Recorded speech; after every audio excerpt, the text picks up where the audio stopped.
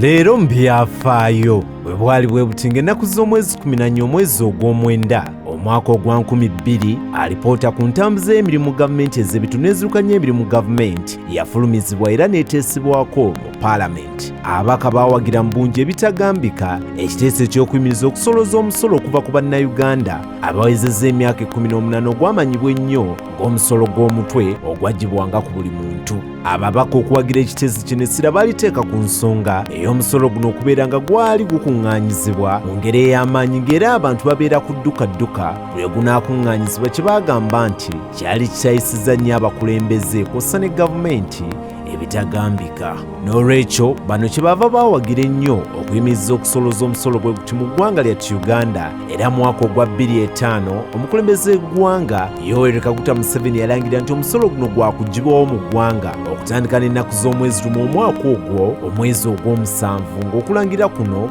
yakukola mu paalamenti. Ssemateeka wa Uganda omusolo guno ogw'omutwe mu lufuutifuuti ogumanyiddwa nga graduated tax gwogerwako ng'emu ku ngeri gavumenti ez'ebitundu ezisobola okufunamu ensimbi ez'okutambuzaamu emirimu zaagyo. Okusinziira ku kulambika mu ssemateeka, omuntu yenna alina okuwa omusolo guno y'oyo eyali awezezza emyaka 18 n'okusoba ng'ate akola omulimu oguvaamu ensimbi. Abantu abawera omusolo guno baagamba nti gwabajjukizanga obufuzi bw'amatwale oba okukwakibwa okukola emirimu emizito ng'ate empeera yaabwe yali ya munyoto.